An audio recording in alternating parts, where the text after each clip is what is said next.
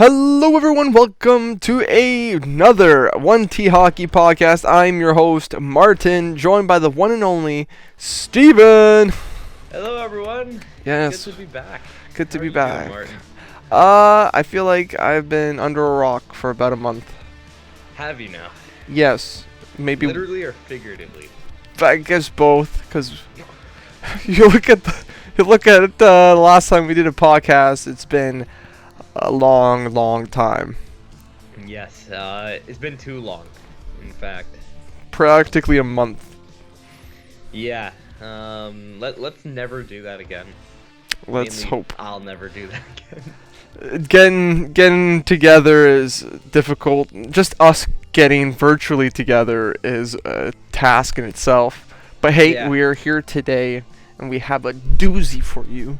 Yes, we do. Go all the way around there. Talking about the Montreal Canadiens. Last time we spoke about them, they had gotten rid of Marc Bergevin. I don't think Dom was gone, but we'll talk about that.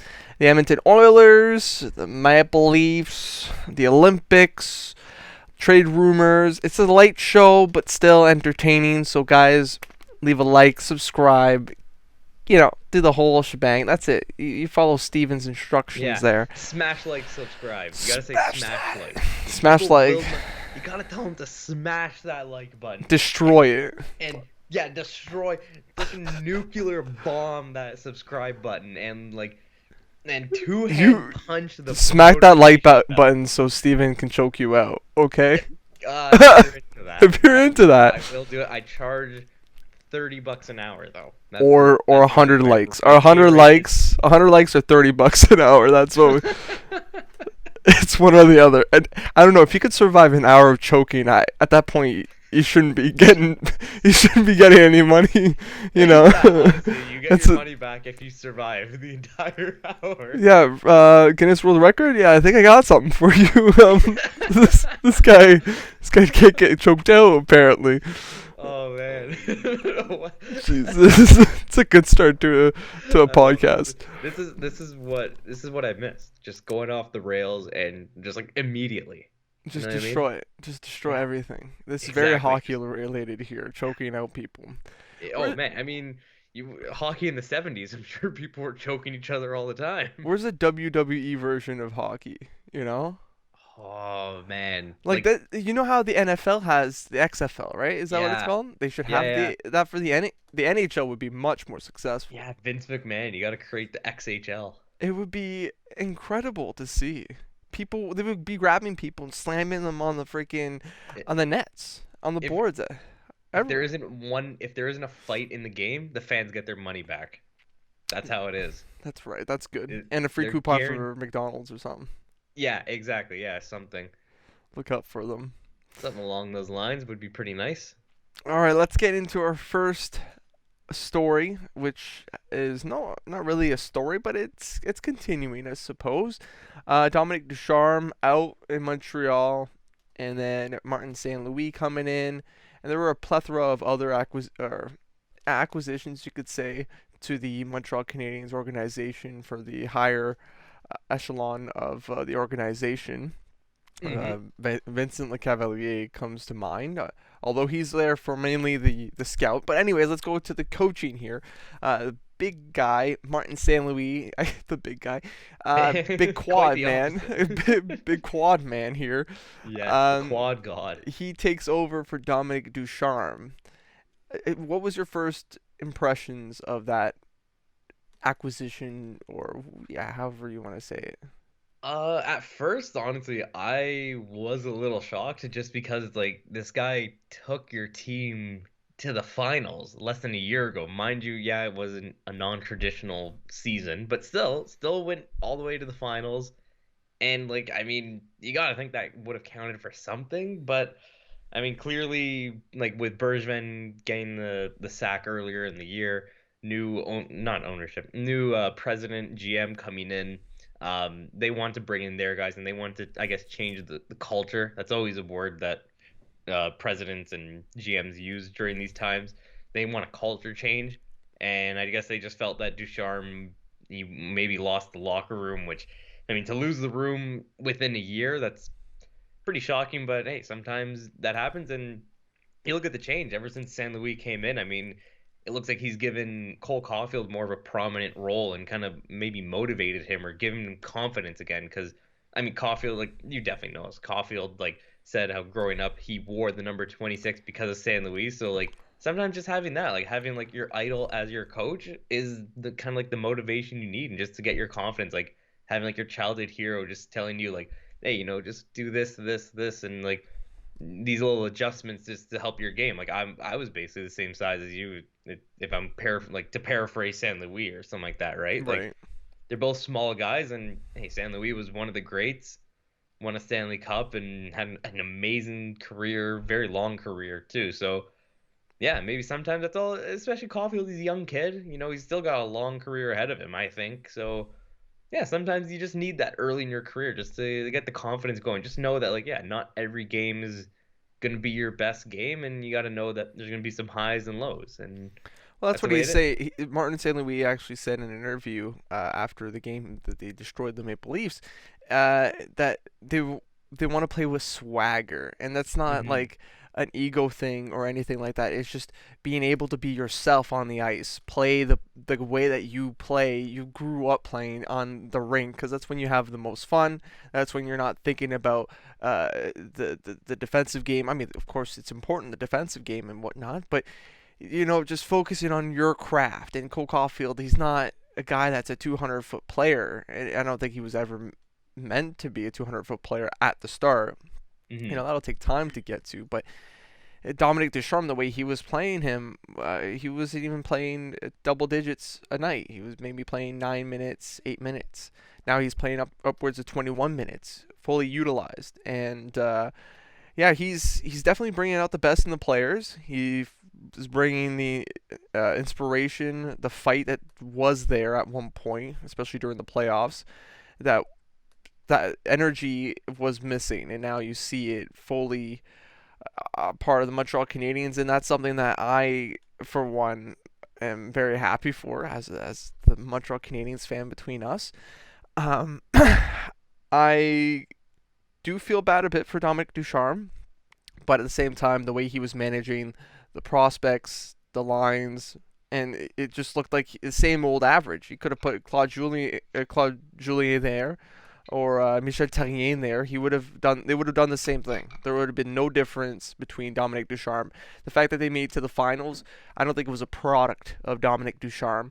I think that was Hmm. just the product of the team that was there being at the perfect time, perfect place, perfect time, whatever. Right? Hmm. It was a Yeah. lucky. We would all say it's a lucky run. We said it from the beginning when they made it to the playoffs. They were lucky to get even in there, and they made the best of it. And I guess now with Marc Bergevin gone, and they didn't have any organized like a development program for their players. Zero, nada. There Hmm. was no development program. These guys, Kakaniemi, Caulfield, Ryan Poehling, these guys came in to this organization and basically, well, the AHL is your development program. That's it. There's nothing we're gonna help you with in your Yeah. development and your growth. It's just here's the wolves, get eaten or stay alive, right? Yeah. A really old mind hockey, and Martin St. Louis brings in a fresh set of eyes and a guy who's been the underdog and knows how it feels to be the underdog. I didn't personally think he was going to be a good coach. I mean, I was maybe a little conflicted because he didn't have any coaching experience before, other than being a special teams coach in Columbus for the power play specifically. I think Hmm. John Tortorella said that Montreal was going to really like him, and I guess look at that, they do like him. Yeah. I mean, yeah, I'm looking at the results. I mean, you got 3 wins in a row, starting with the one against St. Louis in overtime. I think that really got the ball going for them. Yes, Sunday with the shootout win over the Islanders, and then obviously Monday, the thrashing of the Maple Leafs. the And destruction. I mean, you guys got Buffalo tonight, so a chance to make it 4 in a row. Whether you guys want to win 4 in a row, though, I don't know. Like, you guys should. I It's could care tank mode, less. really. I It's could tank care season, less. right? If we don't get the first overall pick, I'm not mad. Not mad at all. I will not be Really? mad. No.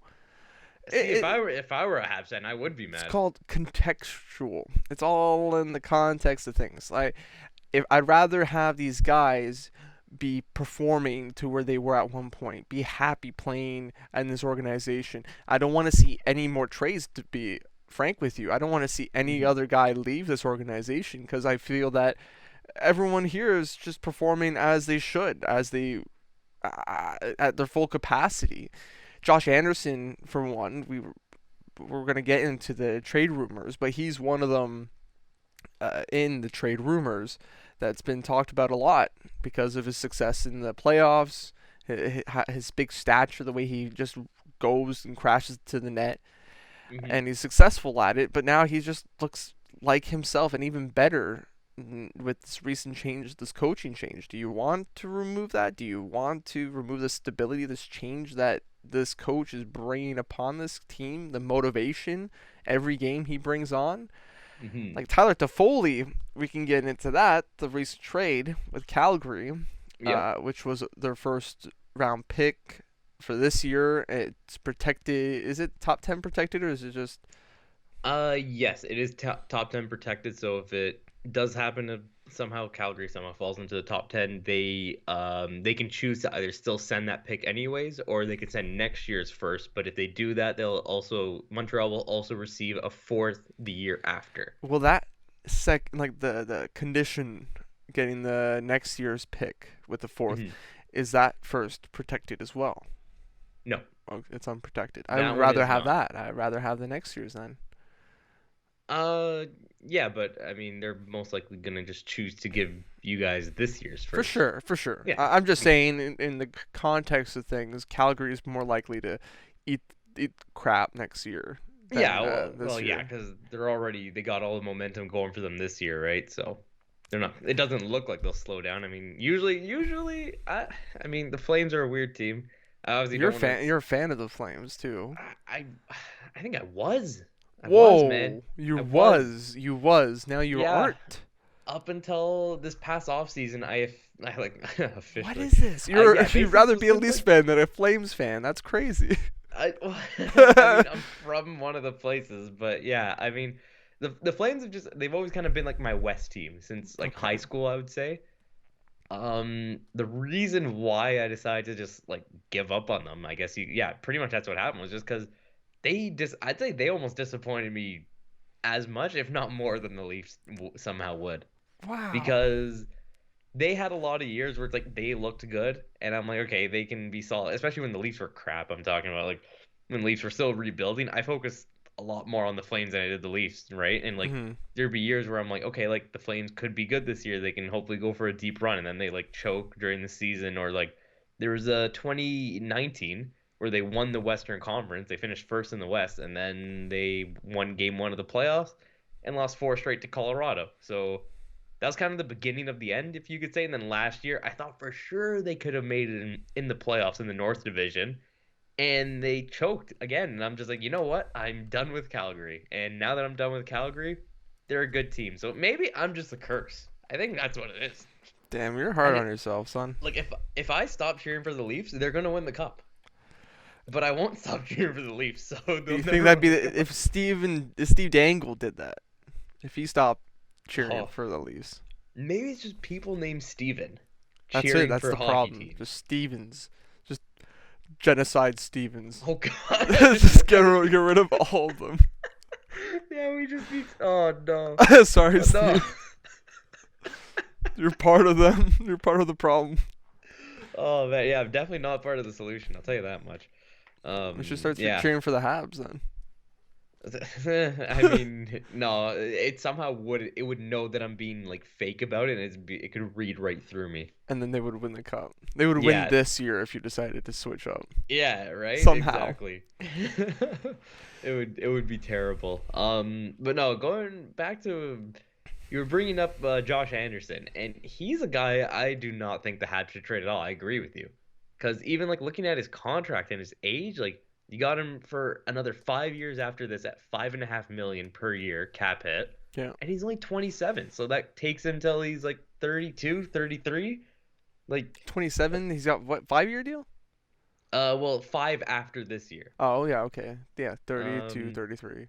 yeah, his birthday's in May, so he'll be 28 come the end of this contract. Yeah, he'll be yeah 30. He'll be 33 at the end of the contract, which look, you had him for all of his prime years, which I think again with a new coach and the direction that this team's going in, he's a guy you may want to keep around because towards the tail end of that contract, it could be time to win again. And Hmm. on a $5.5 million deal for the type of player he is, especially like you said, when it comes time to the playoffs, he can be really effective. Same thing with like a Brendan Gallagher, who his contract goes the exact same. He's got 5 years left after this one. He's 2 years older, mind you, but again, still, like I mean, He's been more crucial to the Habs, and yeah, he's a leadership role to us. I'm sure. exactly. I think by that time too, like obviously Weber is going to be gone. I think he'll be captain. I think Brendan Gallagher is going to be the next captain of the Habs. If actually, I've never asked you about that. What do you think? I I don't know. Have you given much thought? I should really ask because like obviously Weber's still there now, but there's no doubt that he would be the captain. It's not really yeah. a conversation. It's just him. If Weber didn't join the Habs, it would have been him being the Hmm. captain. He definitely deserves it. He's the one that plays with the most heart on the team. Although other players show some of that as well. It's just him. He's shown it for his entire career here in Montreal. He's a lifelong Montreal Canadiens, and he wants to win the cup so badly for the Montreal Canadiens. That just he's just that leadership that you look for, and he definitely deserves a C on his shirt. Hmm. I agree. I fully agree. Nick Suzuki would then take the A for sure, Oh yeah, big and time. he would be the captain when Gallagher would be out. Hmm. Yeah. I mean, I I think could see that. Josh Anderson being an A too. Supposedly, Tyler Toffoli, who was traded to Calgary, he was almost a captain in that locker room. He was a captain without a letter. That's what they were telling on the media or in the media that he had that presence. Uh, Oh yeah, he he brings that everywhere with him. Yeah, exactly. He's an exemplary guy, and he has a good attitude to the game. He was doing well for himself also in Montreal this year, even considering the fact that the Canadiens are one of the worst teams in the league, if not the worst. He was still performing well, and he got us a first round pick. Yeah. I'm a little saddened that he had to leave. I wish maybe Mike Hoffman would have gone the other way instead, but I don't think we would have gotten a first. Hmm. So what we got is what we got, and maybe we'll see something. Not him, maybe, but something to replace him in the off-season free agency, something like Oh that. yeah, definitely. I mean, you can a guy like to find an exact Tyler Toffoli. Yeah, it's hard to have a guy who's his age. How old is he? He's 20. Like a guy who's 29, already won a cup, is just like a solid first, second line player. He's on the Yeah. third, I believe, in Calgary. In Calgary, wow. Yeah, they have that much depth. I mean, he I was could second, third, first. They can move him around. But Goudreau is having a hell of a season this year.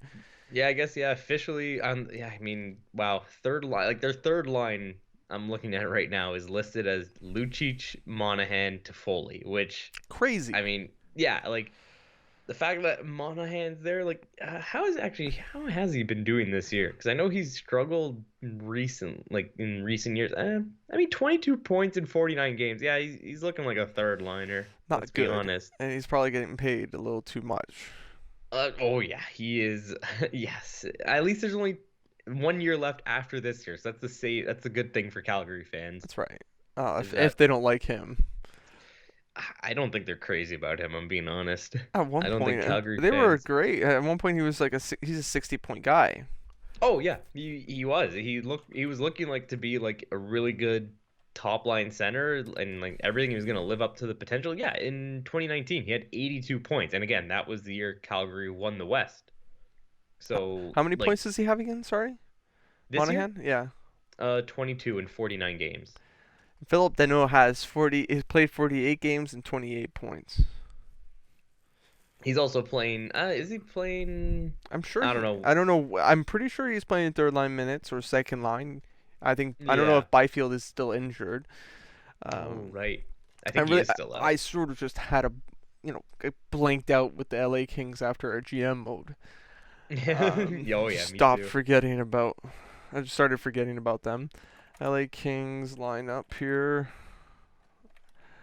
Lines. Line combo. Daily face off. He is on the second line. Okay, so he is. That's what I thought, honestly. But yeah, that is. No, Byfield actually is back. Never mind. He is, yeah. He's playing third line. Correct. Correct. Blake Okay. Lazat's on the fourth. The legend, our third liner. Yeah.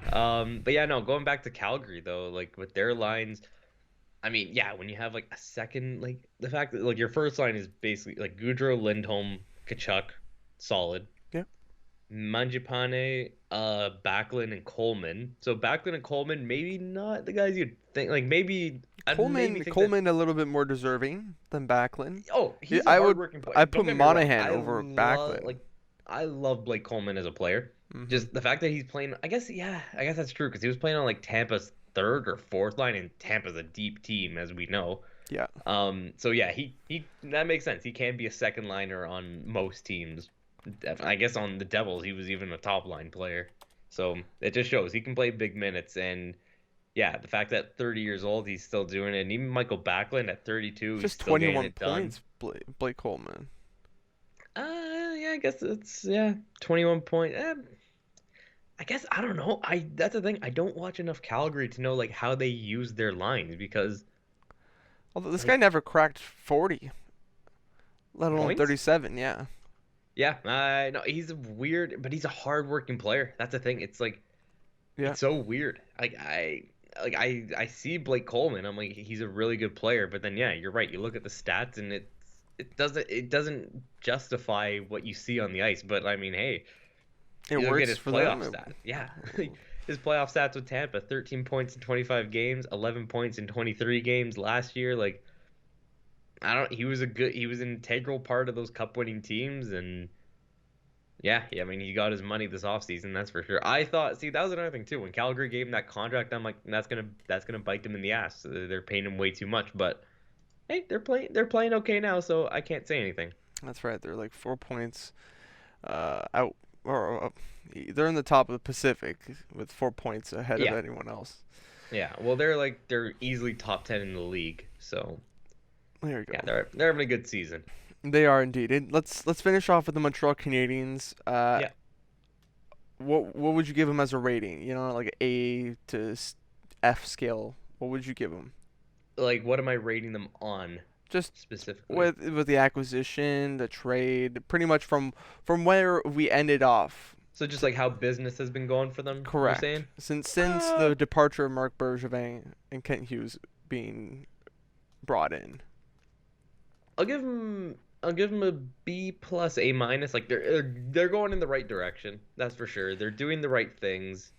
Um, like they know this year isn't their year, so they're kind of just selling off whatever assets they can for like whatever like a good price. I mean, again, Yeah. the Toffoli getting a first round pick for him, you like that's great to see. And you got a couple other players in there too, which is nice. So yeah, I'm giving them a B plus, A minus. They got all the guys in place. Now it's just about seeing what they do in the coming years. What about you? What do you say? I'm on the same boat, pretty much. B plus, A minus. They made the acquisitions. They, I think I don't. They got so many pit licks. I forgot, but they pretty much have Yeah. all of the pit licks in the NHL, collecting them like uh, Infinity Stones. And one's doing really well, actually. I think it's Rem Pitlick. Yeah, he's the one that they already had. No, I don't. Look, I don't know the storyline behind the Pitlicks, but I think he was in Minnesota. Right, but I'm saying like they had him And they prior to that trade. They got no, Tyler Pitlick. they acquired him off of waivers. Oh yeah, waivers. Yeah, there it is. Rem. That's What a right. weird name.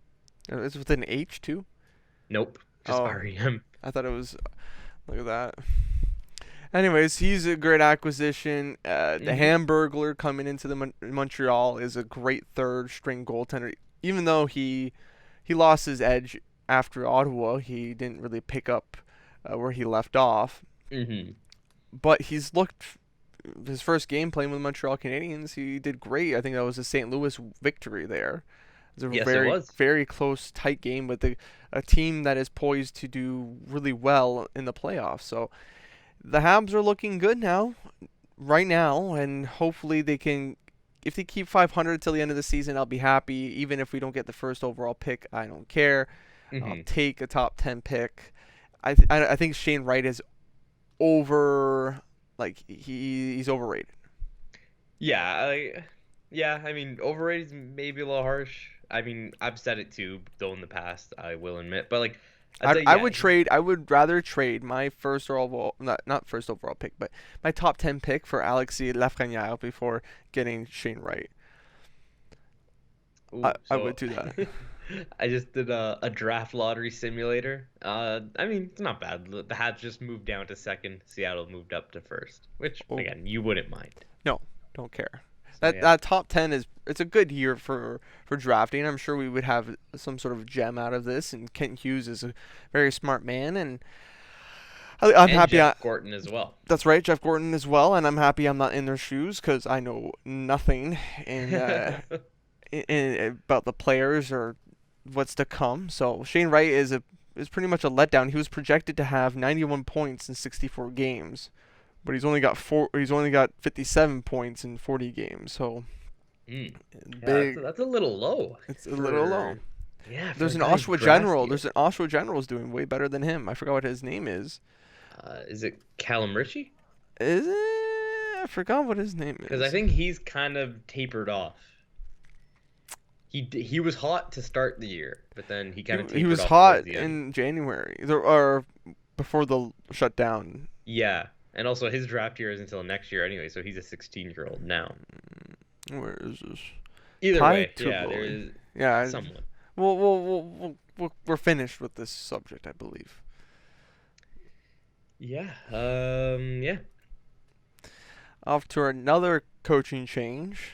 The Edmonton Oilers surprised coaching change. Dave Tippett out, Jay Woodcroft in. Steven, what are your thoughts? I think this one we all saw coming. I didn't. See, okay, I didn't quite either, just because I thought Edmonton would be stubborn and not make it like, or I thought Ken Holland would be a little stubborn and just stick with it till the end of the year. But He has a track no, record of keeping the coaches in, which I'm happy. That's that's a good thing to see.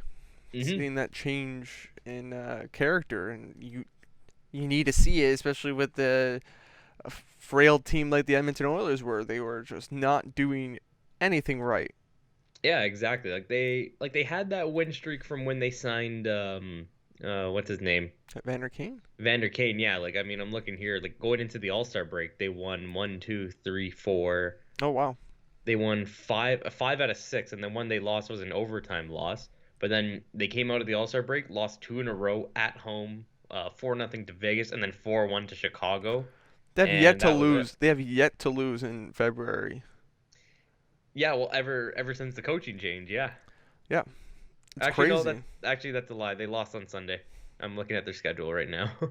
They lost 7-3 to Minnesota. Oh But my still, bad. That's that my was bad. that was the first loss with the new coach, Jay Woodcroft. And I mean, again, I think Edmonton it's just they needed a coaching change. Clearly, there is I guess Tippett must have lost the dressing room. I know that's a saying I bring up often, but that's usually what happens when a coach goes out the door. Even if the players say, "Oh yeah, like we love the coach and it's not his fault," there's still parts of that team where they feel inside that you lost us. You Yeah, know. exactly. It's just the message. It's not going through the player's head like it was. Like, I mean, you saw Edmonton at the start of the year, right? Like, October, November looked great On for them. fire, on Yeah, fire. exactly. And then kind of recently, it was just like, oh, like, uh-oh, this isn't the direction we want to go in. But then they kind of recovered it. And like I said, the All-Star break came around. Maybe the All-Star break was a bad thing was a curse for Dave Tippett. Because, right, like, he had the team winning, and then all of a sudden they had a weekend off. They came back from Vegas and started losing again. Yeah. I mean, it So wasn't even maybe, that bad. I mean, they lost against Ottawa, then Florida, then they win against Calgary and Vancouver, Nashville, Montreal. Then they lose against Ottawa in overtime. Hmm. That's it. Like it's not even that's over 500 right there. Well, yeah, again, it is over 500, but I just think it's more about like the two games after the All-Star break, which the Vegas 4-0 and the Chicago 4-1, both at home as well. There must have been I didn't watch those games, but there must have been something in those games I guess Ken Holland just didn't like, and When was the All Star game for Christ's sakes? it was February January. 5th. Oh, February. Yeah. Yeah, but February they. 4th and 5th was All-Star weekend. Oh shit, my bad. No worries, man. It was I it didn't was even see a those bit later losses this too. year. It No, I didn't. usually I didn't. I thought that Edmonton won those two games, but I guess not. no, They no, they got wrecked. yeah, both at home too, and Yeah, that's not like pretty.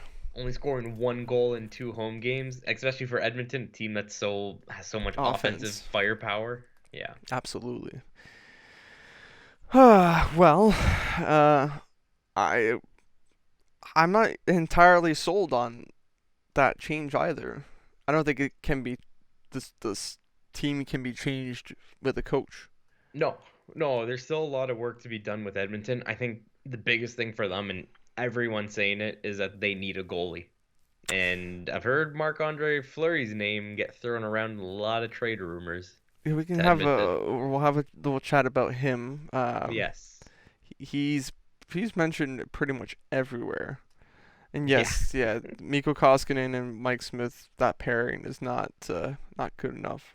Hmm. No. And it's proven in the past too that they can't go deep in the playoffs with the two of them Well, either. So Smith can do a hell of a good job trying, and it wasn't his fault that they lost last year neither. no, no, it He wasn't. had That a last great year was record yeah. during the playoffs. It's just the team couldn't put it together. McDavid was left off the scoring sheet, and it's the lack of experience, I Yeah, suppose. Just exactly. I he's starting actually he from what I hear, instead of playing a 12 forward 6 defenseman style, he's actually playing a 13 forward 5 defenseman. Oh yeah. Wow. That is So interesting. actually putting more emphasis on the forwards, giving them more ice time, and Oh then yeah. that gives the second line scoring a lot more. Secondary scoring is what's one of the big issues there. Secondary scoring. It's always Hmm. McDavid or Draisaitl getting the scores or the goal, the assists. If you have that secondary scoring, then it makes it even more dangerous because then the teams have to look at, oh, which ones are we covering. It's just the lesser of two evils. But at that point, you're screwing yourself at the end of the day. And the defenseman, I guess, is their weaker aspect. I think goaltending could be fixed easily. Just the defense, just aging with the Duncan Keith, and I don't even know how well he's doing this year. Well, I know currently he's hurt right now. Oh, okay, that doesn't help. Yeah. I am looking though. 35 games played, 14 points, plus three. Um, Probably better than Seth Jones. Yeah, oh yeah, I think yeah, that's a no-brainer. I think you're definitely right about that. But yeah, I mean they have three injuries on their blue line right now, so I think that's definitely the reason why they're going with 13 forwards, five defensemen, because they're missing Keith, they're missing Russell, and obviously Oscar Klefbom, who hasn't played in almost 2 years now. Oof. Who knows if that guy's gonna come back? I hope he does. He was a good defenseman, and yeah, he just hasn't played in 2 years. It's crazy. Seth Jones, 48 games played, 31 points, minus 22. Yep, that not surprised by that at all. That hurts. That hurts a lot. Uh, yeah, I mean that's mainly just because of the team he's on. I think that's not him, the player, being No. bad. He's a great defenseman. Patrick Kane's got 49 points in 48 games. That just tells you something. They lack depth on Yeah, that team. exactly. They have top end talent, but then yeah, they don't have a team. They Yeah. don't have a team. I think that's it for the Edmonton Oilers. What would you say about like their grade? um, maybe B. I'd say a Yeah. B, yeah, just Like a B. Like they just did the coaching change. They're starting to win again. We'll see if it lasts. And again, I mean, the big thing for them, like a lot of teams, is the springtime. So we'll see how they do then. when it comes time for playoff hockey. If they Yes. can actually switch it to another gear. I give it Yep. a B minus because I'm less hopeful of this change, and I think it might be enough to get him to the playoffs. But again, will it pan out? Will it give him anything of value? I don't think Yeah. so. I don't think it'll turn out. Yeah, fair enough. Okay, on to our next subject, one that Steven is quite familiar with. The Maple Leafs. We have a few subjects to talk about. The recent slump that this team has gone through, Mm-hmm. particularly goaltending and defense, the trades that have happened, and a brain tumor in a first Yeah. round pick. I guess we could go with the brain tumor because that one's recent and also very sad to hear about. Yeah. You want to dive into it a little bit, Steven? Yeah, so I assume I mean this news just came out today, so a lot of people have definitely heard about it by now, but Leafs first round pick from 2020, Rodion Amirov, the Russian guy, came out today and said that he has a brain tumor. So, yeah, it's really scary. I mean, that's definitely nothing you want to hear ever from anyone. But apparently, according to reports, his spirits are high and he's feeling okay. I guess it sounds like it's something that he's gonna recover from, which is very, very good news. That Yeah, either is. way, It's that's very very scary. scary. Yeah. Absolutely. Anything brain related or lung, heart, you name it. Cancer in general is just Yeah. not something you like to see. And although when they overcome it, then it's just even that much more of a story behind the player. Oh yeah, Like big look time. at And like, Saku Koivu or hmm whatever. Those are players that are inspirational for Montreal Canadiens fans, and this guy could very well be a. I mean, I don't know if he's going to be a second liner or a first liner or be as good as Saku Koivu was, but just being on your third line and having that heart after hmm going through all of that, that's just something. He seems like a good kid, right? You yeah, don't like to see that happen to these young people. that's the thing. Yeah, like you're right. Like these guys that like do recover from like these like traumatic experiences at like especially at like a young age. Like he's only like 20. He's only 20. Yeah, he's only 20 years old, and to have this now, like yeah, like it's one of those things where when they recover, when if he recovers from it, like yeah, he'll just like maybe he'll just have like a different outlook on life and just like hockey in general. And, like it'll just change the way he plays and like I don't know, right? Like it usually ends up being a positive spin is basically what I'm trying to say. Absolutely, absolutely. Yeah, like you said with like the examples you brought up, I mean, even Mario like Lemieux too. yeah, exactly. Lemieux, right? Like he came back and played after that as well. Like I mean, so did most guys. And yeah, Kessel, he's another one who had testicular cancer. Jason Blake, when he was a member of the Maple Leafs, had leukemia. Oh wow. Yeah, a lot of Former Leafs right there, yeah. or I mean, Leafs or former. Brian Boyle was a more recent one who we know about. Oscar Lindblom was another one Oh my too. God, Like you remember most of these. I don't. I can only remember Mario Lemieux and Saku Koivu. yeah, there's definitely so many that I'm forgetting about. But yeah, no, these players like it sucks when you hear about these things come up for them. But I mean, you know what? All you can do is hope that they recover and hope for the best. And even looking at Amirov, he's a young kid. Got so far 10 games in the KHL this year, 3 points. I don't quite know how the KHL I season think works. he, I think he actually played after in the German league. From what I heard, he wasn't Okay, full time in the KHL. okay, The that way it makes more works sense in the then. KHL, they don't really like to give the young guys much ice time. Yeah, I was gonna say you're right. It's like it's an older player league. I They notice. they keep them out, and let's have a look. So yeah, he got 3 points. I'm not even entirely sure what I'm looking at here.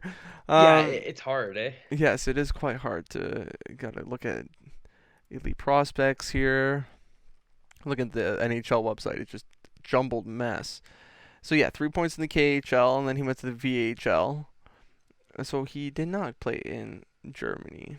I don't know. I heard somewhere on CP24 they're a bunch of liars. Um, yeah, so yeah, can only see in the future what happens. Yeah, All the yeah. best to him. Hopefully, yeah. Hoping for a speedy recovery from him and everyone around him. Just hoping for the best, and yeah, keeping his family and friends in our thoughts and prayers. Keep your head up, kid. Yeah, Sure you're gonna do exactly. something great. With that ding, we can sort of, you know, put the Maple Leaf suck and the acquisitions hand in hand here. Mm-hmm. Uh, so ever since the new year, going into 2022, there have been some struggles, and of course, at the beginning of the season, the Toronto Maple Leafs saw some regression on defense and some advances. You know, Timothy Liljegren and Sandin taking more of official spots now than they did last year, and then Justin Hall slowly decaying and Oof. being Yeah. completely worthless. Um, so now with the new year, Justin Hall is still being a pylon, but now Jack Campbell is starting to show regression and is no longer in his hot streak. He's no longer in the top 10 for goals against or save percentage. He's having quite the terrible second half of the season. If I saw it somewhere, his win to loss percentage is not bad, but that's more of a Mm-hmm. team thing. And then the goals against and save percentage, I think its save percentage is below 900 now, and then Yeah. goals against is in the threes. Yeah. It's not good. That's for sure. Like you said. Um, I think it's it's probably just a sign of fatigue, if anything, because this is already, I think he's already at I'm just trying to find him. But yeah, I think he's already played more games in a season than he ever has. Okay. Yeah, he has. His career high before his was 31 with LA in 2019. He's played 37 games already. 36 of them starts. How many did he play last year? Last year he played 22 and started 22. Okay, and then you include the playoffs as well, so that'd be 27. So I guess yeah, this year still he's Yeah, sort of he's already got a surpassed career that. high, right? Yeah. So I think that's what it is for him. It's definitely that fatigue. At least it's happening now, and like there's still time to give him rest. The Leafs are in a good position where like the playoffs aren't really in doubt. Like it's not like No. we're trying to fight for a spot. We're in comfortably. We can afford to lose. Like the Leafs they can afford to go on a bit of a slump as long as they recover from it, and answer back with another like 4 game win streak, and then like maybe you lose one or two, and then you win like another 3 or 4 in a row. As long as they have that answer in them soon. Down, yeah, so sorry, I don't want to interrupt you, but Jack Campbell down to a .892 save percentage in 2022. Yeah. 14 games played, 8 wins, 3 losses, 2 in overtime. 364 saves, 44 goals against. Yeah, well, there's another thing I saw too about like how many goals he's allowed, I think since the start of the year. Like, oh, here it is. So basically he's allowed more than 2 goals. One, two, three, four, five, six, seven, eight, nine. 9 times in his last, what is that? His last 12 games, pretty much. Oh He's wow. allowed more than 3 goals in each of those games. Not pretty.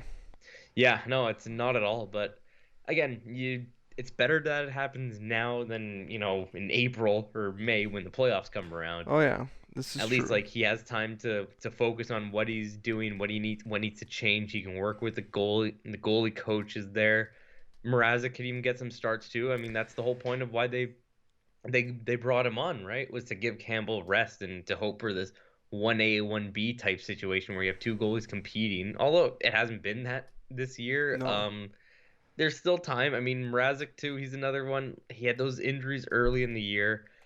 On and Um, off, on and off. yeah, he hasn't he's finally getting consistent playing time now, but the problem is like while he's finally getting around to that, the team has been playing for, like 50 games, so he's kind of had to hop on and off of a moving train, which is tough for anyone to do. Especially a goaltender. Yeah, especially. No, you're absolutely right about that. He seems like he's lagging behind right now. Yeah. all the other players. He's like not with it. Especially you saw in the loss versus the Montreal Canadiens. This guy was a starter for the Detroit Red Wings, and a fifth round pick Hmm. wasn't really thought to be much, but he turned into a decent starter for Detroit, and Yeah, and hoping. even Sorry, go ahead. In I was Calgary gonna say, too, or uh, Carolina. Sorry. Carolina, yeah, yeah. I was gonna say, yeah, with Carolina, like he looked great. I remember seeing him in the playoffs like last year and then like previous years, and I'm like, this is a goalie like I kind of want to get. Like I want the Leafs to get him. Like he just seems like he knows how to play, but maybe that's just more about how Carolina played in front of him, if anything, because Carolina is a very solid defensive team, That's right. Their players are and very defensive focused as well. Or yeah, and we all know that the Leafs, defense is a problem for them. Although this year looked like that one point that maybe it wouldn't be anymore, but no, they're the Leafs. They go back to their old ways well, they can't as keep it usual. consistent. Yeah, Justin Hall can't is not playing like he was last year, and nope. maybe it's the playoffs. Maybe the playoffs destroyed his confidence.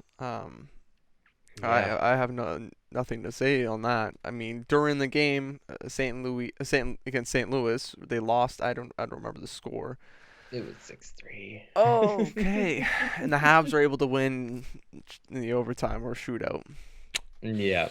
It was so weird too because like I mean going into Monday's game against Montreal, like I called it from the start. I Yeah, I said the remember whole time. you guys were saying you and our buddy Matt, uh, the odds were against St. Louis for the game, and they lost. Yes, for Saturday's game. That's right. Yes. And then I'm sure against Montreal, it was against Montreal. Like Toronto was poised to win that. Oh, for sure. But I was gonna say going into Monday's game against Montreal, I was like saying all day, I'm like, this feels like a trap game. The Leafs they're expected to win, but I just know deep down they're gonna lose it. I had that feeling that they were gonna lose, and then they hit the ice on Monday night, and I don't know. There's three goals that I thought Mrazek should have easily had, and if he makes those three saves, it's a 2-2 game going to That's overtime. right. It's a completely different look. Like that's the thing. Sometimes that's another thing too. Like they were playing back to back, so they couldn't take him out either to put in Campbell because Campbell had to play last night against Columbus. Yeah. So you're stuck with that problem where it's like, okay, he's struggling, but we got to keep him in there. So just do your best. But He's supposed to be able to carry the weight for Campbell, and yeah, it's not working out. I mean, you got pylons that are out there that are not doing anything. That are just not covering people, not hmm being in the right position, just being useless. It's not going to help a goaltender. A goaltender can only do so much. yeah, Everyone's Carey Price here. yeah, exactly. And that's the thing. I hate putting blame on the goalies for that reason. That like, yeah, because they can't do everything themselves. Like if it's a 2-on-1, like you can't blame the goalie for that. The team allowed a 2-on-1 in front of him. So That's right. I don't know. There's a lot of things like that, but it was just so weird because he had like Thursday night against the Penguins, 4-1 win. It was just so dominant. That was the first game with 50% fans back in the building. It looked good. It looked like everything was like going great Oh for the Leafs yeah. again. Oh yeah. Where they went 4-1. Yeah, yeah, the 4-1 win over Pittsburgh. That was just like they Smooth, needed that. Like smooth win. especially yeah, like they came off the two losses to Calgary, Vancouver, then they beat Seattle, which again they should have won that game and they did. Yeah. And then Pittsburgh, it's like, okay, feeling good. And then you get St. Louis, who would have been pissed off because they recently lost to Montreal. Also, too, they remembered the way that they lost to the Leafs in November or December, which was like a weird, crazy game. So they were still pissed off about that. They had that in the back of their mind. Okay. Then yeah, so three in a row right now for the Leafs losing.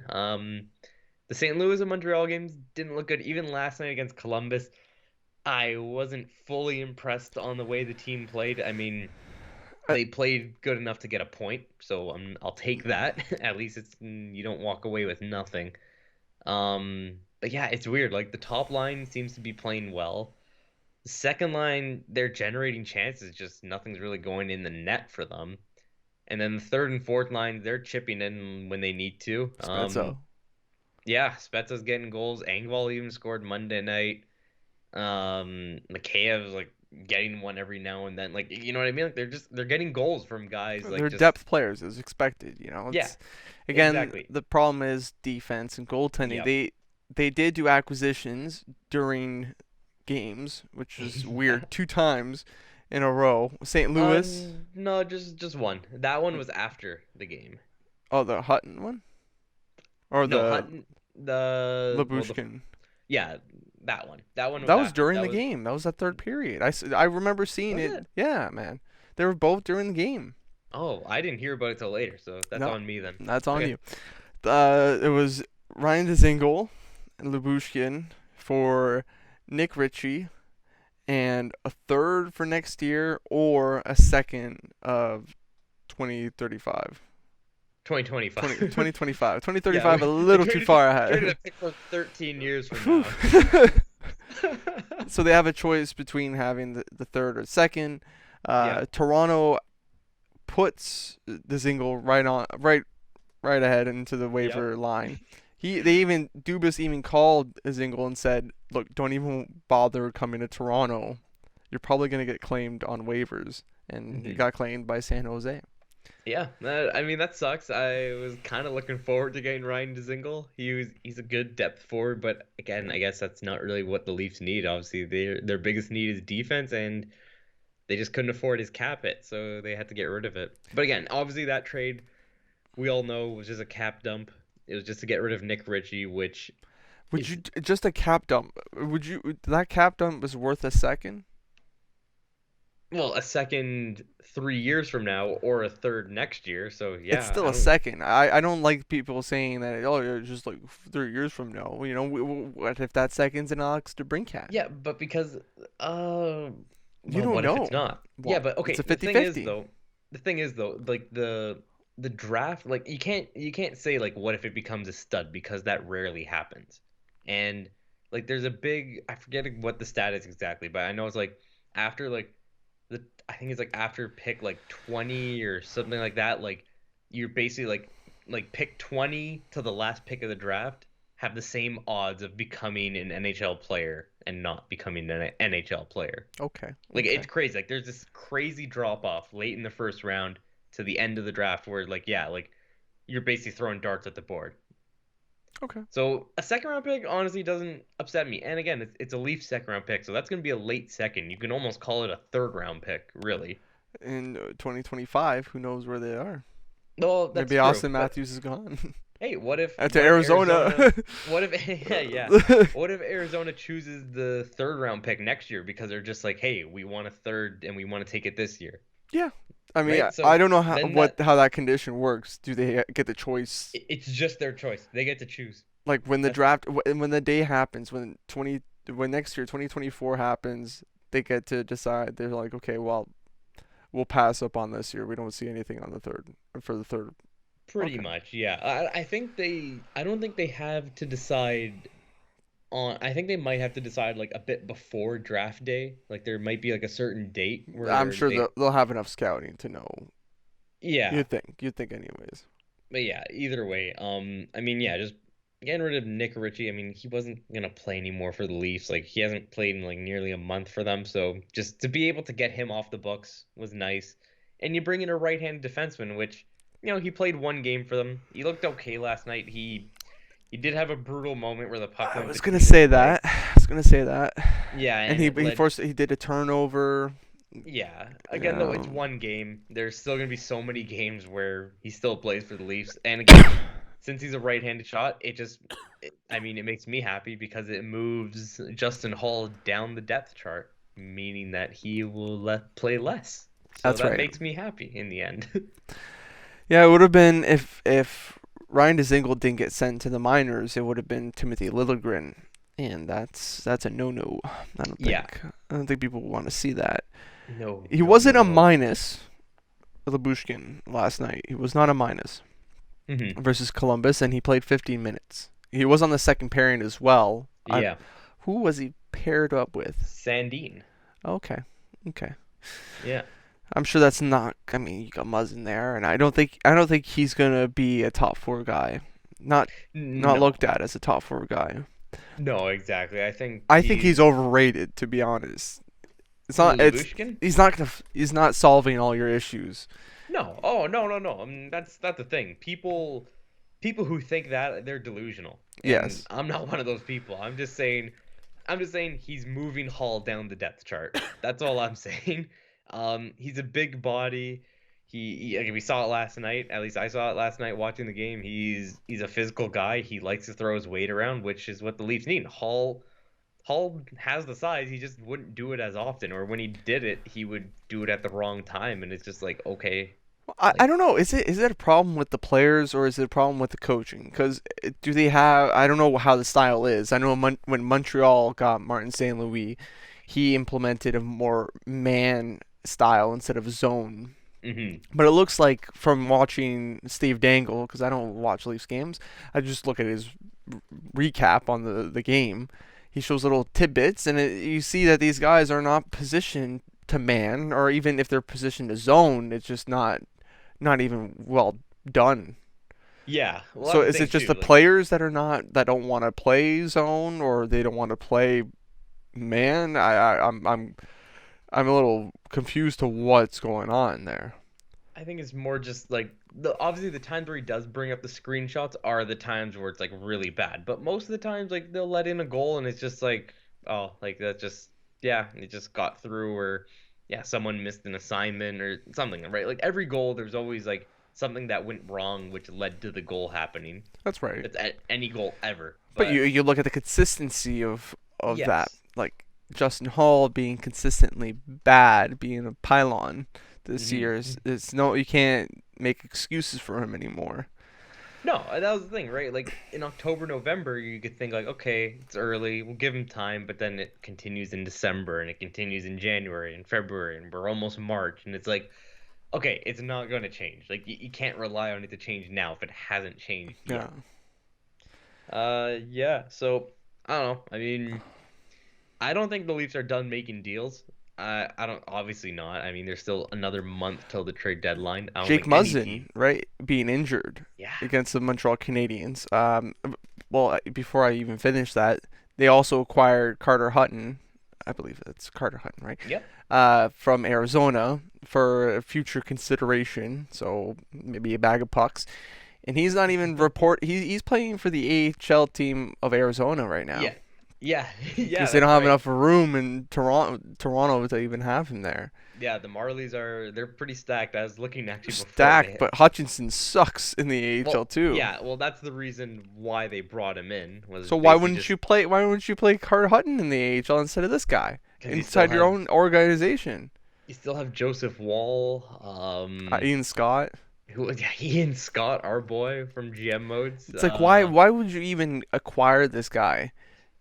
I mean, of Just course it's future consideration, but you're not even there's no benefit to it. There's nothing he's just a guy to have.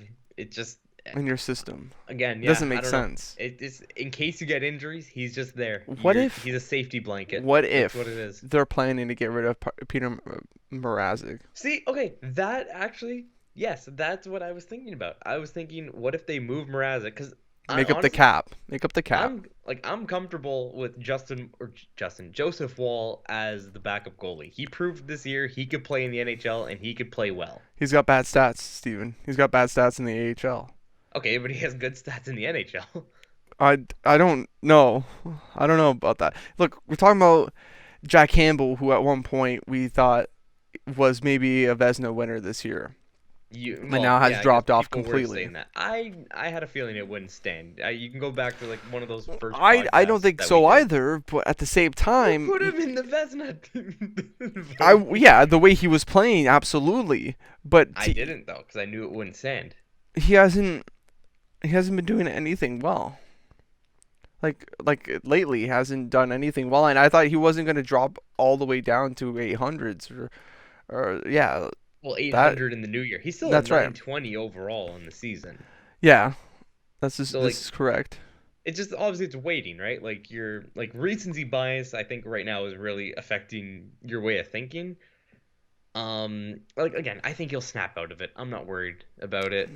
The team, We'll the see. Leafs are, We'll see what the team does, because if the yeah, the team Leafs are can't, too good of a team to stay this bad for the rest of the season. And if they do, then there's going to be big changes in the offseason. But I don't think they'll get to that point. they don't pass the first round, Dubas is gone. I think a lot of people are gone if they don't pass the first round this year because Absolutely. this has to be the year. Like there's no more excuses after this year. Okay, well, we'll talk more about the Leafs for the trade rumors, because I'm sure that everyone's going to be involved with the Leafs there. But we're going Hmm. to switch gears up and talk about the Olympics, the good old China Olympics. Yes, the Winter Wonderful. Games. How do you feel about the Winter Games just in general? That's not even hockey related, just in general. Just the Winter Olympics. Is Honestly, is it just a giant industrial waste pile? oh well, that's now you set me up to not say what I wanted to say now because I was Sorry. gonna say I love the Winter Games. I like the Winter Olympics are my. Oh, what happened? What was that? What? I can't hear you right now either. Why can't you hear me? Hello? Oh, Grace. I don't know what's going on, ladies and gentlemen. I. I can't access. Okay, I can access. 1 second. Sorry, guys. La la la la la la la la. Oh, my mic is working. Okay, piss off. Hello?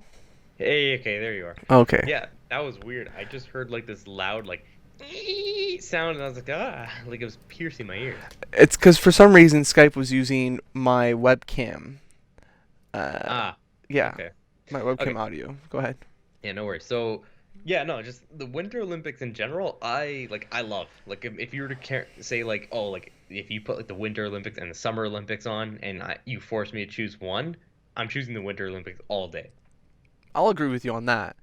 I had fond memories of Sochi, Mm-hmm. but at the same time, I hate the Olympics just in general. Oh, yeah, I mean, we all know it's just corporate. They're just there to make money. They're not There to there. make countries bankrupt, Yeah. basically. Oh, yeah, obviously it's corrupt. I Like a mean, Brazil, the Brazil games is just terrible. well, that one was weird too because Brazil just came off of hosting a World Cup 2 years before. So again, but you can't really blame the Olympics for doing that because these countries They put bid. in. That's Yeah, right. They bid. exactly. They're paying to first put up a bid just to like get a chance to host the games. And then when they do host, and then when they are announced as, "Hey, you're winning, you're gonna host the games this year or whatever," then they got to spend a bunch more money to get everything set up. So Yeah. yeah, it's crazy. You're right. In that regard, it's so weird, but I mean, hey, everyone watches it every 4 years or whenever they come around, so I think this year is an example to why the Olympics just doesn't work to an extent, though. Like, did you watch any of it this year? Like, did you I watch a full like event? um I mean, I would have it on my laptop, like, cause I know, like, I would be usually in my room here, just like playing NHL or whatever, like at night with my buddies, and like on my laptop, I just put on like whatever was going, especially if it was like snowboard or skiing, any like snowboard events or skiing events like that, I would always have on. Like, I love like slope style, big air, half pipe, the ski cross and snowboard cross, which is basically just like they're racing down this track. I Hmm. think that's like the most exciting one out there. Right. And yeah, like honestly, like slopestyle and big air is awesome because you're just seeing people do tricks and stuff, and it's fun. And there's Right. a lot of Canadians. The Canadians are good. They want some golds, they want some silvers, they want some bronzes, They're like lots of top. They're a bronzes. top five, I think. Yeah, in total medals, I think they were third in total medals or fourth, something like that. Very nice. There you But go. like in terms of actual like standings based on golds, I think they're still like top 10, which, it makes sense. They're a winter we're a winter Country. country, exactly. Even I forgot to mention like speed skating, like short track speed skating, that I love watching too. Hmm. Anytime I get a chance to watch that, it's exhilarating. Um Hmm.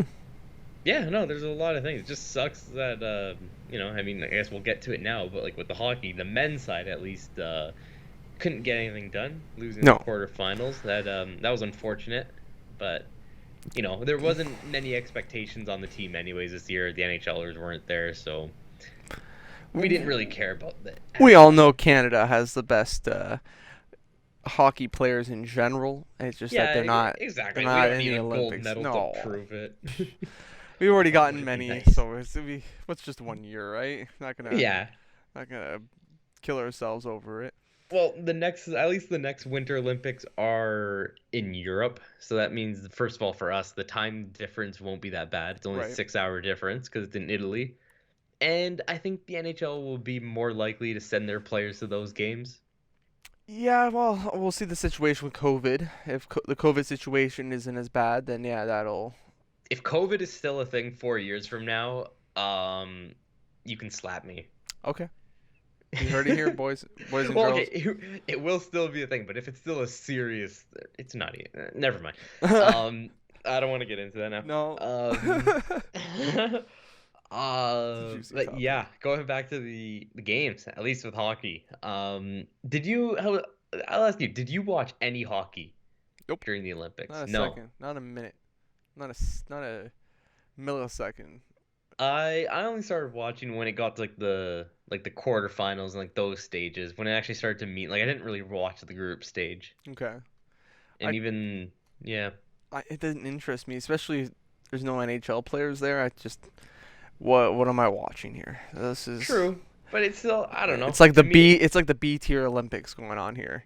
that's fair. But there's still some countries with every country had like ex NHLers on their team, and it was still interesting just to I don't know. For me, I'm just such a big hockey fan that I'll just watch hockey just because it's Fair. hockey.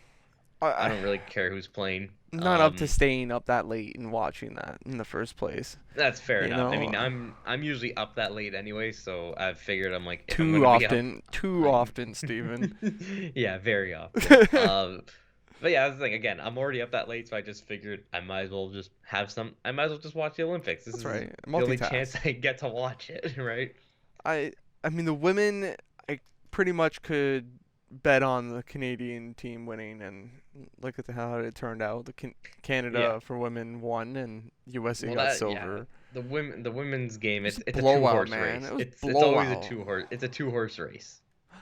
Well, you got That's what sometimes it the is. Swedes or the Nordic countries that come out surprising people, but Yeah, that it's get mainly bronze. yeah, Finland getting bronze and silver for the USA. Canada was just destroying every team. Hmm. 8-0, 8-2, whatever you want to call it. I think they only lost against the US, right? In Yeah, the in the preliminary. group stage, yeah. Yeah. And yeah, Sarah Nurse record for most points in the Olympics by any female or male. Oh wow. How many So did you get? that's I think it was 18 or 19 points Wow. in 7 games. Yeah, That's pretty impressive. it's crazy. I mean, the blowouts versus China and Well, other. yeah, that's what I was gonna say. Like, I remember, oh my God, I remember looking at some of the stats after like just the group stage ended, and it was like I forgot who. I think it was Brienne Jenner. So, like she led the team, I think with like 9 or 10 goals, Oh wow. and like I think she had like 7 after like just the group stage. So it's just like I think she had like she had a hat trick or like she had 4 goals against China. It was ridiculous. Why are they even playing at Yeah, that I mean point? they're the host. They had to put it on a team. And then for the men's, Finland got gold. Oh wait, hold on. I wanted to mention Oh, well, sorry, I didn't want to skip Mary the Philip women. Poulin just being clutch in the gold medal game with 2 goals. Yeah, I mean, she I don't even know what the final score was, to be honest, Steven. I was just it was 3-2. okay, so it was decent. It was a close Yeah, game. it was 3-0 Canada. Then the US got one at the end of the second, I want to say. Sure. And then it was 3-1 basically the entire third. US pulled their goalie at the end. Poulin took a penalty as well, so it was 6-on-4. And Amanda Kessel scored a goal with like 12 seconds left. So, So she's not that clutch if she almost blew the game for them. well, she still got them The the two second and goals. third goals, which Yeah, ended up being enough to win the game. that's right. I But still, mean, I mean, that's the thing though. That goal, like the Kessel goal with 12 seconds left, like you could tell, like they weren't celebrating it because they knew like it was 12 seconds, over. like yeah, like what are we gonna do in 12 seconds? It's gonna be hard to score. So pull the goalie, another goalie, pull the Canadian goalie, Yeah. and get the extra. Yeah, exactly. This isn't NHL where you can go to the pause menu and pick up your friend's controller and pull the goalie for them. Thanks, bro. Yeah. But yeah, no, Poulin, I mean, I forgot how many goals it is now. Like, she's played in 4 gold medal matches, and I think she has like 6 goals. She scored in each one. She was actually inquired to join the Montreal Canadiens organization and be upper management. Yeah, but she's not even done playing though yet. No. Like, that's the thing. Uh, how old is I she? think one day she will be kind of like how Wickenheiser is with the Leafs or Granado with the Canucks now, no Right. longer Seattle. Yes, she was a scout Um, there. yeah, Congratulations to her. I think Poulin will definitely have a role with the Habs one day. I think for sure that's gonna happen. Maybe an assistant GM. That'd be cool. It'd be cool She'll to be see. something at least. Like I know like Wickenheiser, I think she's like the director of like player personnel or something like Too that. bad her Like brother sucks at hockey. I totally forgot I think about the him. Habs Yeah. drafted him first overall. Well, first round, you mean? Well, pretty high up there. Was it Dale Oh, wait. Wickenheiser? What's his name? Do you remember what year it was? I don't know. Hmm. Uh, I'm curious about this now. Go search it up. My dad was like, "Damn, we were so hyped about him," but then he turned out to be just a turd, biggest turd. Damn. I spelled that name wrong. Oh. Is it Dale Wickenheiser? Well, just search up Haley Wickenheiser, right? And then her brother should show up. Okay, Dale. I think Dale's dead. He's also a lot older. Oh, well, there's a Doug Ross. Wickenheiser comes up. Oh yeah. Oh yeah. This guy. Okay, he played in like the 80s. No, he. Yeah, he was a first overall pick, 1980 by the Habs. Doug Wickenheiser. Yeah, that's him. Were they Played related? 500. He's played 500 games, 100 goals, 160 assists. Not a first overall pick. He was a first over. Yeah, Yep, no. but he's not like a. Yeah, he wasn't first overall caliber. No. I get what you mean. But yeah, he played 5 years for the Habs. Then he went to St. Louis, then Vancouver, New York, and Washington. He did well internationally though. Yeah, 26 games played, 22 points. yeah. Would you look at that? In 1988, 89. I guess the Wickenheiser's only good in the international games, I guess. Guess so. But is he like is there a relation between the two of them or I no? don't know. My dad always said there was some. Oh, he also had cancer. Oh wow. Yeah. Let me see here. No, her parents are Tom and Marilyn. So no, I gotta tell my dad no, Oh, because he's lied to me. Oh, Doug Wickenheiser was her cousin. Oh, And okay. died of cancer in '99. Damn, Yeah. I see that now. At the age of 37, That's young. Wow. quite Crazy. young. Oh yeah. Well, rest in peace, Doug. Mm-hmm. Yeah, going back to the Olympics though. So, yeah, we talked about the women's, now the men's. Yes. So, I didn't pay attention again, so yeah, so I just to guess run the I'll just stats talk. here. Yeah, pretty much. I mean, Pretty much I the only just highlight to me is Slovakia. yeah, that I mean, huge for them. That's the thing in these situations, like same thing you saw in 2018 in Pyeongchang when the NHL players didn't go. Germany was the team that time that they got silver, which like there's always that one surprise country when the NHLers don't go that they feel it's like this is their chance. Like you know what I mean? Yeah, and that's good for the game. Ultimately, it just inspires more children and gets them to go out there and play some puck. Yeah, especially I remember 2010 Slovakia. They got fourth place that year. Close. It would have been so nice if they got bronze that year because they played incredible. I remember they played against Canada in the semifinals and nearly stole that game from Canada on home ice too, which Wow. was crazy. Canada almost not going to the finals at home. With NHL players too, like that's yeah, nuts. if just think about that, Slovakia won that game. That I mean, the poster that, well, you guys can't see it, but that's on Sort my of. wall Oh there. yeah, you can't Wouldn't. see it here. Oh. I'll take care of that for a second. Bada bing, bada boom. Oh, there it is. Yeah, you can kind of see it there in the corner. Yeah, right there. So that yeah, that wouldn't have been taken if Slovakia won that game. And That's correct. Slovakia would have gotten gold or silver that year. That's just weird to think of now. They would. Um, That's. I mean, not too weird. They won it eventually, right? They won yeah, a medal eventually. yeah, you're right. They got a bronze, but Finland, I'm so happy Finland won. I mean Russia won gold last time around, so you know what? It's time to let someone else win. That's right. Another And country. yeah, and Finland too. Like, I mean, I got this here. I talked to you about it before we started recording. Like their recent results in IHF hockey men's tournaments since 2014 is just it's insane. Like in 2014, World Junior Gold, World Championship Silver, Olympic Bronze. 2015, Under 18 Silver. 2016, Under 18 Gold, World Junior Gold, World Championship Silver. I love it here. 2017, Under 18 Silver. 2018, Under 18 Gold. 2019 World Junior Gold, World Championship Gold, 2021 World Junior Bronze, World Championship Silver, and now this year so far Olympic Gold. Still with the juniors to come in summer, the under 18s to come in the summer as well, and the World Championships in the spring. So there's still those 3 more chances for medals, which is great. Like Finland, they come a long way. Like they've always been a really good hockey nation, but like you're really seeing it over like these past 10 years. Like they've taken it to a new level. Like there always used to be I think everyone always used to say like the top 4 teams in international hockey are Canada, US, Russia, Sweden. But you could argue now It was a that top five now. Finland has turned it into a top 5. And I think that's great. Again, hockey is just it's growing, and Hmm. just to see it grow internationally and see these other countries become powerhouses and give competition to other countries and make it harder and more interesting. It's Yep. so I love to see. I love to see just less predictability in the international game.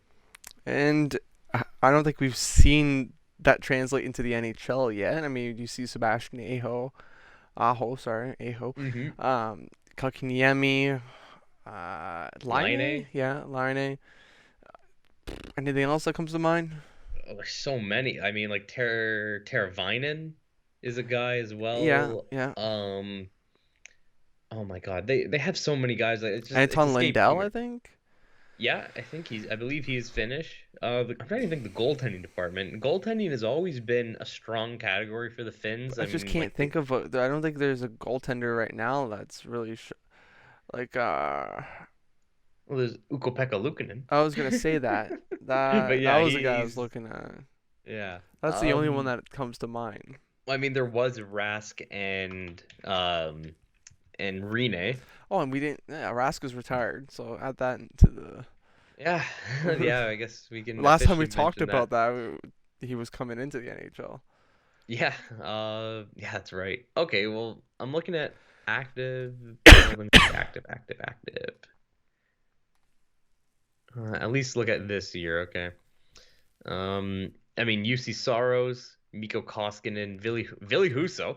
He's a guy who just came out of nowhere and is In impressing. Nashville, yeah. Capo No, Billy Kakkonen, Husso's in St. St. Louis. Louis. That's right. Yeah. Uh, yeah. So they've had, yeah. I mean, UC Soros, he's definitely Finland's number 1 at the moment. Yeah, Husso is not too far off. Billy Husso. Husso and Husso. I'd say Kakkonen's up there too. Corpusalo's a guy. I don't know. They have lots of goalies, but yeah, they're still waiting for one of them to, I guess, make the jump to be elite. That's right. Yeah, but yeah, I mean, Saros, Husso, and Kakkonen are pretty young, also. They got time. Who's gonna take the crown from Rask? Yeah, exactly. Rask and Rene, man, they were both like Elite. stalwarts back there. Franchise goaltenders. Yeah. Oh yeah. Anyways, let's go on to our second last topic. I mean, the last topic we're going to talk about is not really a topic. We're excited to go to that. Nonetheless, guys, the trade deadline is looming. I think it's March 1st, not first. No, it's Sometime in March. Yeah, it is March 21st. 21st. Yeah, so almost less than a month away. That's correct. Sorry about that. Crazy. No, it's not I okay. need my puffer, to be honest. Yeah, but exactly today, we're 26 days away from the trade deadline. And that's very, very soon. Yeah, I mean, it's less than 4 weeks. Let's talk about who we think is going to be shipped out. Who's likely to be shipped out and what teams they will go off to. We'll just shoot off, me and you, like one at a time. All right. Okay. First one, obvious, Marc-Andre Fleury. Getting that off the Yep. table.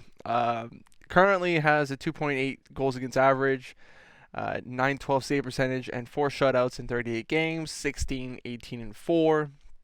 He is a serviceable starting goaltender for most teams.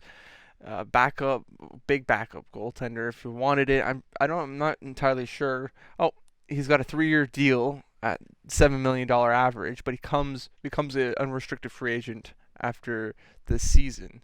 Hmm. So he does have some. I'm sure it'll be when they acquire him, it'll only count half of the salary against the cap. Yeah, like Chicago they'll definitely Well, no, not even have to retain because half the season's gone. The salary of that Oh, contract will be only four and yes. a half million against the cap, or something like that. Well, less even, because by the time the trade deadline comes around, there's going to be like a 20. quarter of the season That's right. left. You're Yeah. correct on that too. So If you sorry to interrupt, just if you look on, I sent you a link to the TSN trade bait list, so we can kind of look off there. where do we? Okay, I see this. Well, I'm also going off the NHL list as Okay. well. Well, I mean, look, we don't have. We're just gonna name off 3 guys each. We're not gonna make Oh, this a okay, long gotcha. segment here. All right, gotcha. Just our top 3 that we think is gonna go. I just Okay. named mine. Okay. Um, and Do I then, get mine now though? well, Like I mean, go back and forth? Marc-Andre Fleury could quite literally go anywhere. Um, it's a toss up. Toronto Maple Leafs. I don't know if they can make up the cap for them. They No, would have they to don't do. need him. They don't need him either. We They don't need a need goalie. they need a proper backup. Peter Mrazek's not a proper backup. Not he has not shown that this year for sure. Yeah, but Fleury's not a backup either. He's a starter. He's a starter and he's got They experience in don't the need playoffs. they don't need him though. They need that Belfort. They need Ed Belfort in that, man. That's their Ed Belfort. Nah, I don't think a goalie is not the direction the Leafs need to They go in. just need that defenseman, eh? Yes, I big see. time. Okay. So Marc-Andre Fleury, supposedly Edmonton, of course. It's a Hmm. big one there. Minnesota Wild and Colorado are in the foresight of Marc-Andre Fleury. Yeah. Anyone else that you would think of? Um, I mean, yeah, there's so many guys here. Just to choose three. I guess like we both get three, so I'm hoping that you mention a couple of them too. Sure. I'll go. I mean, John Klingberg. I think he's a guy. He'll be moved for sure. Yeah, I could see that happen. Expiring deal at the end of this year. Dallas. They don't want to I pay like Nico Hiskinen, whatever. He got a recent deal, what, eight and a Yep. half million dollars for 8 years or 6 years or something like that. Yeah, I remember. I'll go look at it now, but I remember it being like a very fair deal for A him. Yeah, young defenseman. yeah, That's 8.45 for yeah, I think it's 8 years or 7 years. okay. Which 8 years, yeah, 8 years at 8.45, which I think is wonderful. yeah, absolutely. Especially when you see like the numbers this guy puts up. Like he's got 28 points in 48 games this year so far. He's a And good I two-way mean, defenseman. He's not a guy that'll wow you with points, but he's a good 200-foot player. We'll go back and we'll hold except down the he won't fort. wow you with points unless it's the 2020 playoffs in the bubble. His point per 26 game. points in 27 games. Yeah, like what? It's insane. Especially to be doing that in his second NHL season that year as well. Like that was just Isn't he a Finnish player? he is Finnish. Yes, you are There right. you go. There you So go. So he's a there's great example. yeah, there's Finland. I mean, they obviously knew that. Anyone who's Finnish who's listening to this is probably yelling at us to mention him. You are idiot. It's like the Italians just yelling at us. What's the matter? What's the matter? It's like the Nordic Italian version. Yeah. But Klingberg, I heard there's a bit of a rumbling. The Leafs have been talking about him, but If whether he he thinks actually he's gets. worth that $8.5 million, the Leafs could not pay that eight and a half Well, million okay, well, I'm dollars. not talking about an extension though. Like I'm just talking about what he is this year, and Right. It's just, he's a rental. is he a rental? Is Nick Foligno a rental too? He was, and it was an expensive rental Yeah, that didn't work. that's Junklingberg right there, man.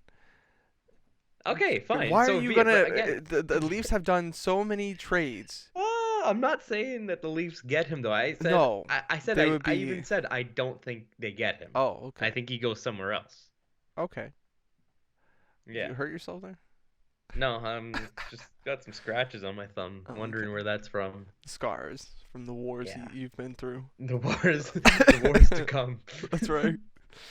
Yeah. So my first player I'll bring up is John Klingberg, and yeah, as to where he goes, I don't know. It could be the Leafs. I don't think it will be the Leafs though. It's a But hard one to yeah, trade though. That's a guy that's hard to trade. I don't know if that market is yeah, available. it is. Right-handed defenseman. It's That a market's always it available. is available, but are they willing to pay the price tag, especially if they know that he's just going to be a free agent? Is it worth it just for one summer to Oh, pick him someone will up? do it. Someone who has cup ambitions will do it. They'll pull the But trigger because you would want to get him to keep him after this year. you would I like to. can't you can't get a guy like him for just one first round pick. Sure, you can. For one first round pick and a top 10 prospect in your organization Sure, and maybe yeah. a second. I don't think and if it's just for 1 year, I don't think that they would sacrifice that. That's a huge Teams have that's a done question crazier mark. things. And dude, the Washington Capitals traded Philip Forsberg for Martin Erat. Yeah, I'm aware of that. Okay. The Leafs traded a first round pick for Mike It's Nick English. Foligno. I'll I just go know. through the entire Foligno family before I get to the right one. Jeez, I said the brother, I said the father Mike even. and I don't know.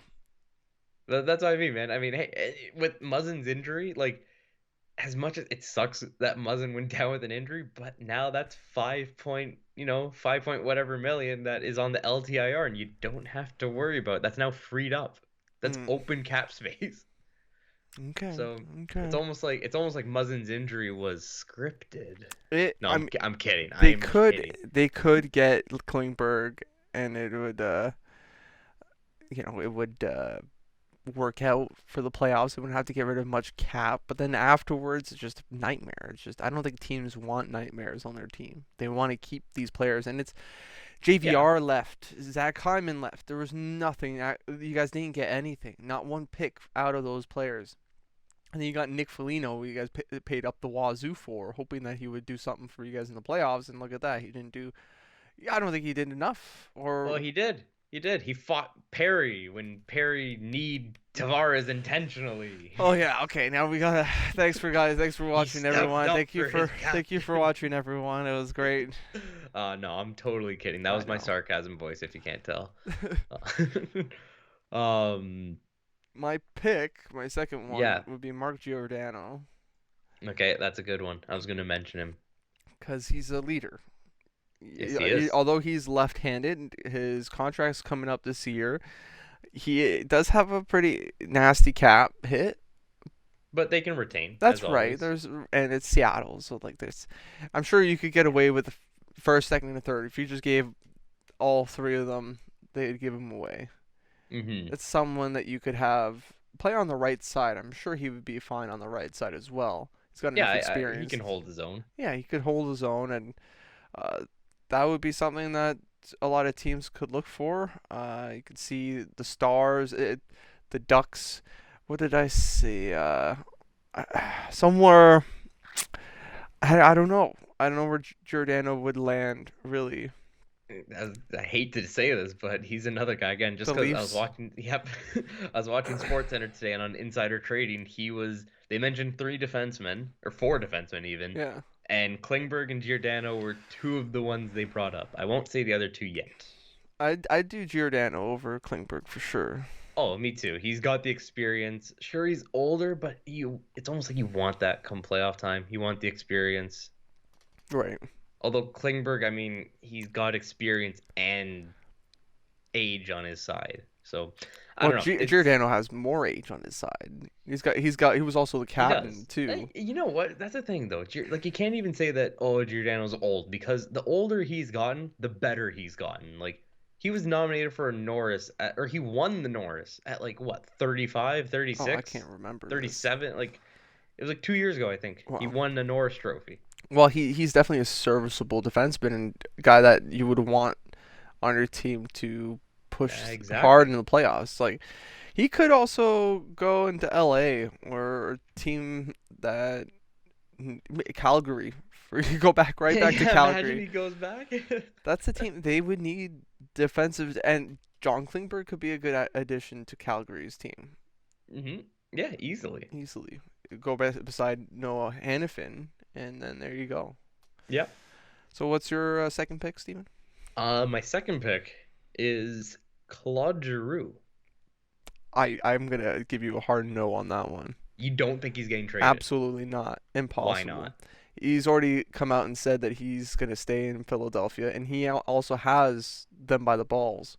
Like Really? he has the cards. Everyone saying, "Oh yeah, he's going somewhere." I don't believe it. Not a Okay. second. Okay, can I change then?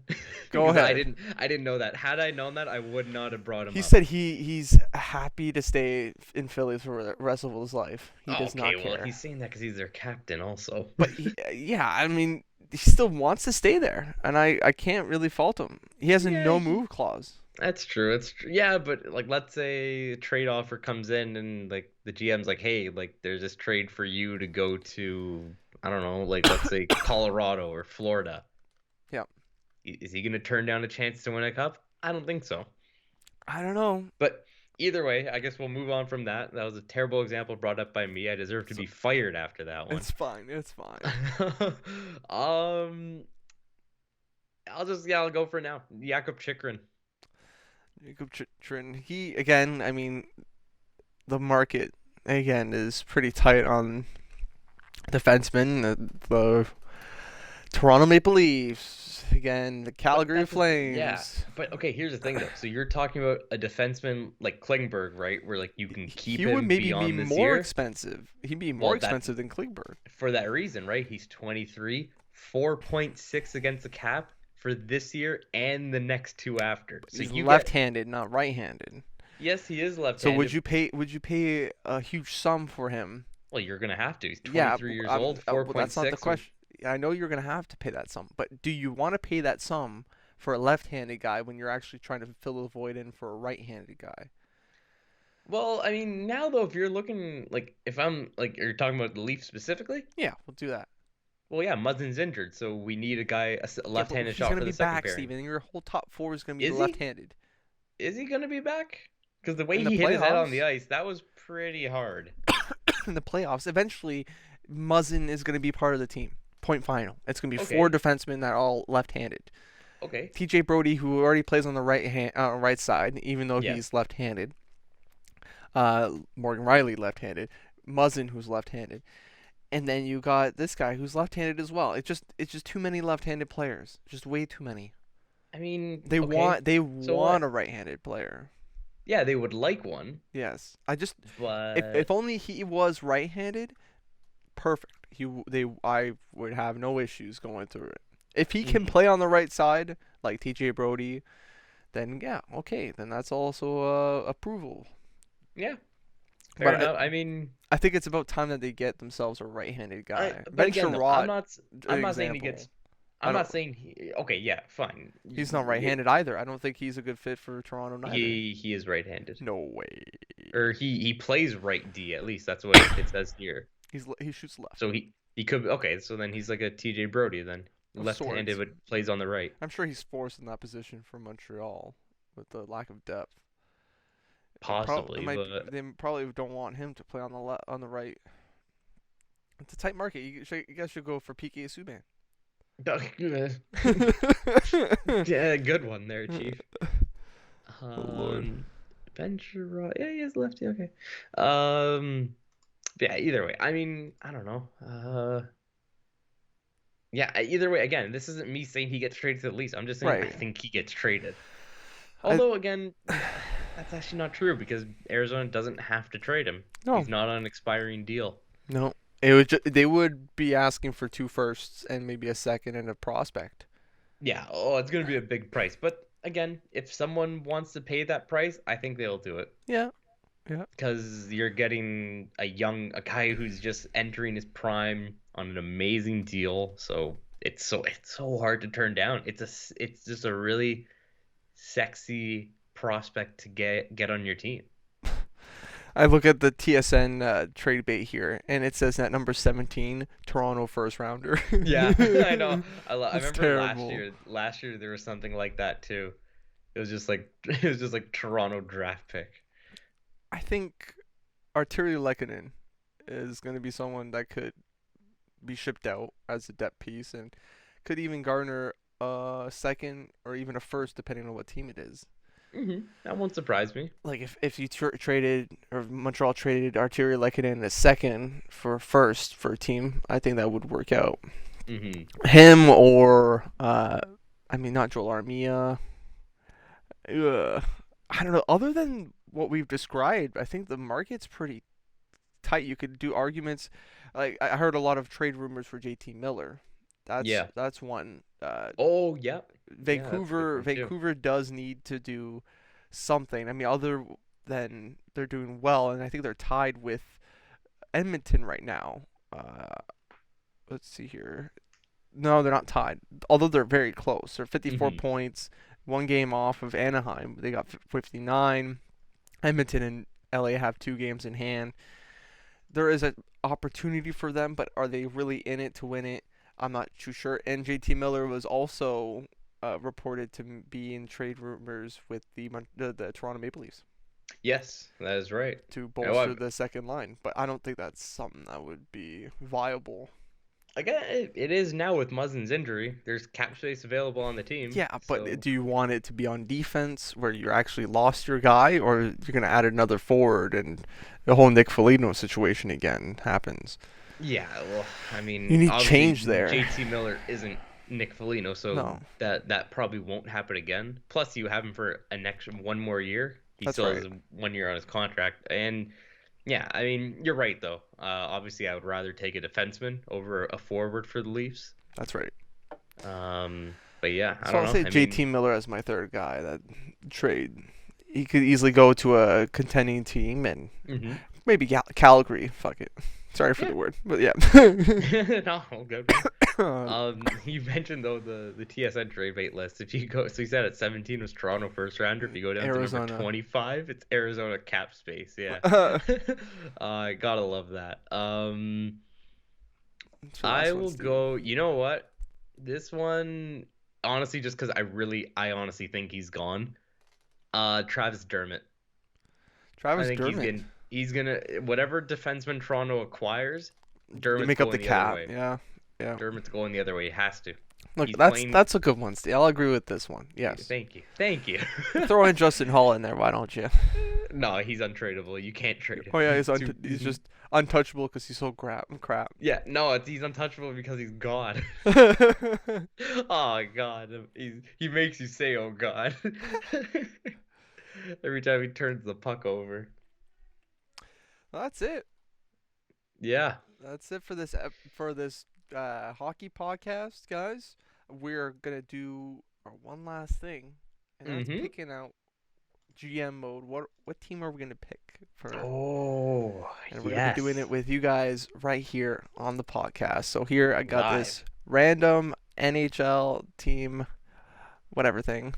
Mm-hmm. Okay, it's got all the teams. I wonder is Seattle there. So one thing is that we cannot pick the teams that we've already had chosen in the past together, right? So I've Yep. done many GM modes by myself though. So we could go back to Montreal, or whatever. We just can't do Seattle, can't do Nashville, and we can't do LA. Yep. So that's Exactly. pretty straightforward. I think we could do like after 3 years. I don't know how long we're gonna be doing these things, but hopefully we last till 3 years. Um, maybe then we can reuse Seattle, or we can reuse other teams that we've used in the past. Yeah, definitely. Are you ready? I am. Well, okay, here's the thing. Are we gonna do it the same as how like we got LA, where we first like we spin the wheel, let's say we get 5 teams, and then those 5 teams go to the finale? Okay, make it interesting. And then yeah, and then like out of those 5 teams, they need to be like the first one to get picked like 3 times is the team that we get. Yes. Okay. Okay. Thank you for reminding Just me. to That add some makes it. drama, Yeah. you Yeah. Yeah. know? Yeah. We Make we this need some interesting. drama here. Make this Yeah. interesting. Okay. All right. I'll Ready? I'll write down the team so You we do don't write down the forget. teams and put numbers beside them. Okay. Just the Of first. course, Okay. of course. So the first 5 teams, that's the ones that we randomize from there, right? Sure. Okay. So first run, Arizona. Oh, that would be an interesting one. Yeah. Okay. Second one, Toronto Maple Leafs. Oh, ho, ho, ho, Oh ho. no. Dude, what do you mean? What do you That's an mean? easy start. We can easily win a cup with them. Dude, you're saying that. You just shut up. I honestly I wore this Pittsburgh shirt on Penguins. purpose. Oh, Pittsburgh. Okay. You want Dallas to be one day. Yeah, I think they would be an interesting team to take control of. I think so as well. All right. Washington Capitals. Washington. That one's interesting. Lots of Eastern teams and lots of so far we gotten 3 Eastern teams, all like contenders, and then Arizona Which, yeah, that's Vegas Golden Knights. and Vegas. Okay, this is Damn. interesting. Damn. All right. Lots of contenders and one just crapshoot. Yeah, just one rebuilder. Okay, so you have numbers with them? I'll as Like, just each put one is one. full. Huh? Oh yeah, well Arizona's 1, Toronto's 2, Pittsburgh's 3, Washington's 4, Vegas is 5. All right, so keep us updated, okay? So I'm going to do number generator here, all Mhm. right? So the number that shows up, that's one pick for them. The first one of 3 is it. Ready? All right, yeah. 2. That's Toronto. Leafs. That's Leafs. Oh, shit. Leafs got 1 already. 3. That's Pittsburgh. 1, Arizona. Yeah, that's the Coyotes. 4, Washington. Jesus. Yeah. 4 again. 4. So Washington. If Washington gets 1 more, we are the Capitals. Okay, that's Vegas. Vegas is on the board. Oh, Washington. Washington it is. That's Ding, our ding, next ding. GM mode. Winner. Chicken dinner. Ovi's dinner. Ovi's dinner. All right, Ovi's so cup. yeah, I guess look for that one coming out sometime. Yeah, you want to make a promise there, Steven? You want to make one, huh? I was gonna say sometime next week. Yeah, well, Yeah, is hopefully that we okay? can get to doing it soon. Yeah. Leave a like, guys. Subscribe for more content like this. No, smash like, Smash subscribe. that. Look, I'll just Smash let you do it. like, I'll let you do subscribe. it. Smash like, subscribe. Smash like, subscribe. Or else he'll choke you out. Or he'll choke you out to do God, it. I we're don't know. going back to that again. Remember, Remember if you that. survive, you get the hour free. Remember. All right, guys. See you in the next one. Peace. Peace.